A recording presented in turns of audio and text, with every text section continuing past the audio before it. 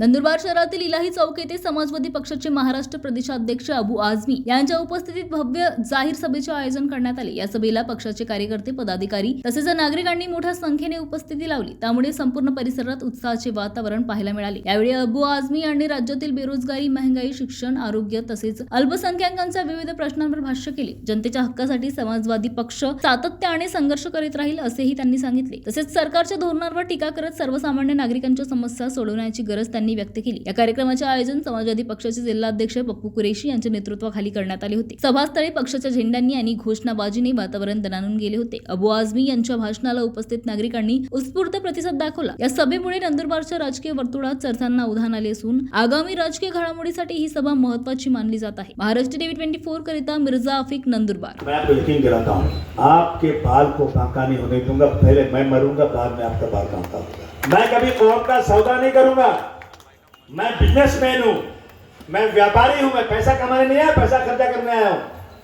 मैं किसी से 1 रुपया कमीशन लेता नहीं, लेकिन मैं इस मुल्क में गरीबों के आंसू पोंछना, फिरका प्रस्ती के खिलाफ लड़ना और इस मुल्क में सांप्रदायिक शक्तियों को खत्म करने के लिए मेरी कोशिश है। 1 साल से ज्यादा जेल में रह चुका हूं, मैंने हालात देख चुका हूं क्या हो रहा है। झूठ बोलना गुनाह, वादा झूठा करना गुनाह।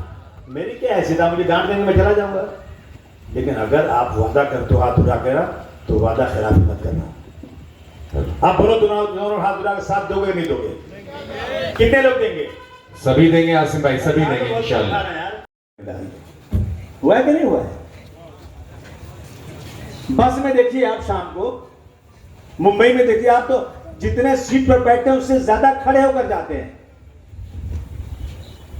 यूपी, बिहार, झारखंड और इन इलाकों में छुट्टियों में जो ट्रेनें जाती है ना, लोग छतों पर बैठ के जाते हैं 24-24 घंटे।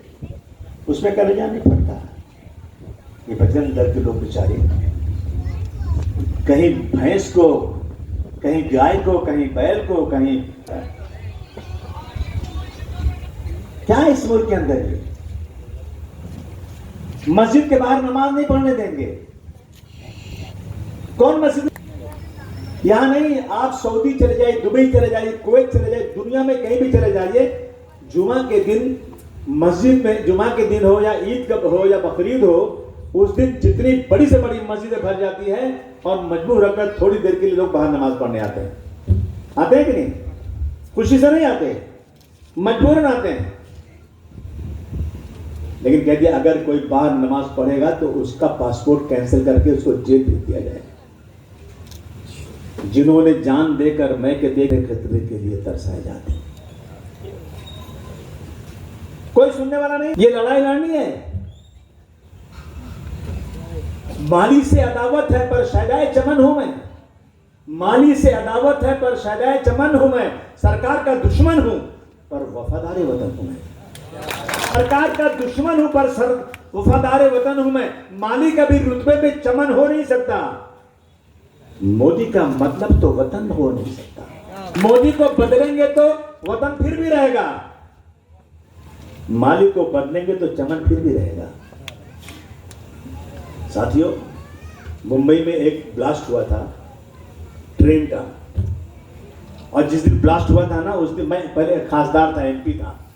मैं मद्रास से प्लेन में बैठ रहा था। बाला साहब ठाकरे के लोगों ने मुझे चैलेंज किया था कि तुमको हम देख लेंगे। मैंने कहा मैं तुम्हारे घर के सामने से जाऊंगा, अगर तुम्हारी मां ने दूध पिलाया तो अबू आसिम का हाथ पकड़ के मैंने कहा मेरे लोगों से एयरपोर्ट पे आ जाना, मोटरसाइकिल लेकर मैं आऊंगा, मोटरसाइकिल में बैठूंगा, वहीं से जाऊंगा। देखो क्या होता है। आज घंटे की फ्लाइट, मैं मद्रास से बैठा, बंबई में उतरा ना, तो लड़के बोले आसिम भाई बंबई में बहुत बड़ा ट्रेन में ब्लास्ट हो गया, 187 लोग बेचारे मारे गए। हमारा प्लान फ्लॉप हो गया। हम गए, लाशें उठाया, सब किया, कोई नहीं मिल रहा था। किसने किया? 6 महीने तक एक आदमी नहीं मिला कि किसने ब्लास्ट किया। इसके बाद इन्होंने 12 लड़कों को गिरफ्तार किया। डॉक्टर, इंजीनियर, प्रोफेसर, पढ़े लिखे लड़के। हमने कहा फांसी दो इसको अगर इन्होंने ब्लास्ट किया है। उनको पता है, उनके बाप को लाया, बेटे के सामने बाप को नंगा कर दिया। भाभी को लाया, बुर्का जूते से पाड़ के फेंक दिया। हाथ पैर तोड़ दिया, कहा एक मारे से कूदो, यानी जितना जुल्म कर सकते थे किया। मुकदमा चला, 12 लोगों को फांसी, 19 साल केस चला। जब हाई कोर्ट में केस पहुंचा तो हाई कोर्ट ने कहा कि ये बिल्कुल गलत पकड़े गए, इनका कोई लेना देना नहीं, एक भी सबूत इसके पास नहीं है। जो भी इनका कन्फेशन लिया गया, बयान लिया गया, ये सब जाली है। खुश हो गए हम लोग। 19 साल के बाद छूट गए। फडणवीस साहब ने एक ही रात में उनके खिलाफ सुप्रीम कोर्ट में अपील कर दिया कि छूटे कैसे। कांग्रेस की बंबई की प्रेसिडेंट वो कहती है कि मुझे अफसोस है, छूटे कैसे, इंक्वायरी करो तो फिर से इनकी। कोई भी मदद को तैयार नहीं। मालेगांव ब्लास्ट हुआ था, साधु प्रज्ञा सिंह पुरोहित पांडे सब पकड़े गए। और सुनिए जरा देश में क्या हो रहा है, कानून क्या है देश के अंदर। तो जो वकील देख रही थी केस, सरकारी वकील, उसने कहा कि मुझे ऊपर से दबाव है कि इन जो मुलजिम हैं इनके साथ नरमी बरतो। भाई जिन्होंने ब्लास्ट में जो पकड़े गए हैं, सरकारी वकील ही अगर नरमी बरतेगा तो सजा होगी क्या? केस चला, 40 गवाह होस्टाइल हो गए, बदल गए। 6 गवाहों ने जो मजिस्ट्रेट के सामने बयान दिया था वो भी बदल गए। क्यों बदल गए? ऊपर से दबाव। और वो सब छूट गए। छूटने के बाद आज तक उनके खिलाफ कोई अपील नहीं हुई।